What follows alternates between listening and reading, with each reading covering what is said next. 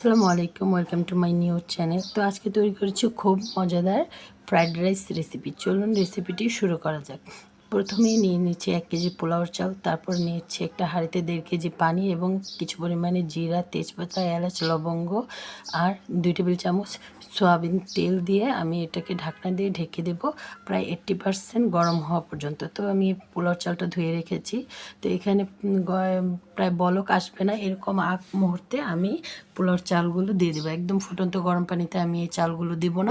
ফুটন্ত গরম পানিতে দিলে চালটা এড়ে যাবে, তো খেতে ভালো লাগবে না।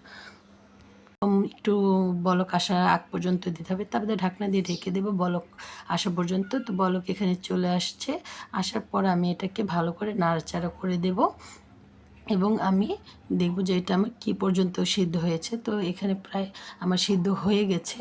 তো মাঝখানে যে একটা আঁশ থাকবে, তো এইটা থাকাকালীনই আমরা একটা ছাঁকনি দিয়ে ঢেলে এখানে রেখে ছেঁকে নেব। তারপর এখানে আমি কিছু পরিমাণে গরম পানি দিয়ে দেবো। আপনারা 80% সিদ্ধ করে নেবেন।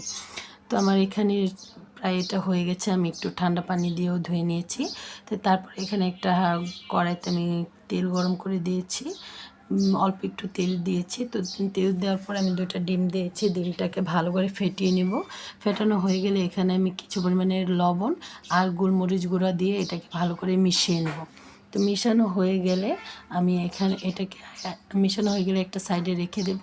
তারপরে এখানে আমি কিছু পরিমাণে সবজি নিয়েছি, গাজর, বরবটি, ফুলকপি, কাঁচামরিচ, তারপরে রসুন কুচি। তো নিয়েছি মটরশুঁটি। তো একটা কড়াইতে আবার তো তেল দিয়ে দেবো। তেল দেওয়া হয়ে গেলে আমি এখানে রসুন কুচিগুলো আগে দিয়ে দেবো।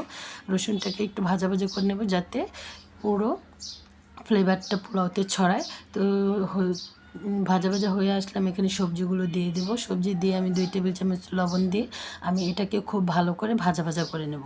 তো এখানে এটাকে আমি ভাজা ভাজা নাড়াচাড়া করে লবণটাকে মিশিয়ে দেবো এবং ভাজা ভাজার জন্য রেখে দেবো। তার সাথে আমি এখানে একটা সস তৈরি করে নেব।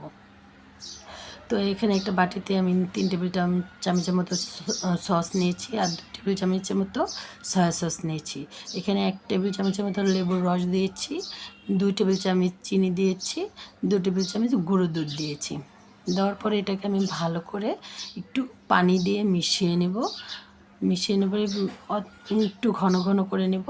তো মেশানো হয়ে গেলে আমি এখানে যে সবজিটা ভাজা ভাজা হওয়ার জন্য রেখেছিলাম, এখানে আমি কিছু পরিমাণে মটরশুঁটি দিয়ে দেবো। মটরশুঁটিটা দিয়ে আমি আবারও ভালো করে নাড়াচাড়া করে নেব। নাড়াচাড়া হয়ে গেলে আমি এখানে যে সসটা রেখেছিলাম সেটা ঢেলে দেব। ঢেলে দেওয়ার পর এটা আমি ভালো করে একটু কষিয়ে নেব। কষানো হয়ে গেলে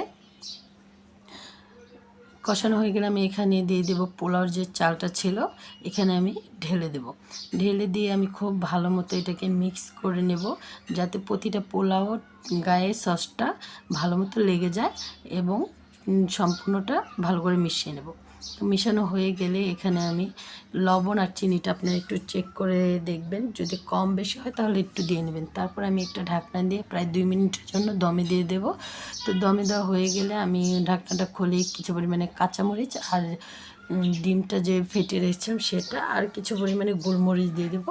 তো দিয়ে এটা আমি ভালো করে পোলাওর সাথে মিশিয়ে নেব। মিশানো হয়ে গেলে আমি এটাকে নামিয়ে নেব একটা প্লেটে। তো এতে আমি সার্ভ করে নিলাম খুব মজাদার ফ্রাইড রাইস রেসিপি। যদি রেসিপিটি ভালো থাকে অবশ্যই পাশে থাকবেন এবং সাবস্ক্রাইব করবেন। ধন্যবাদ।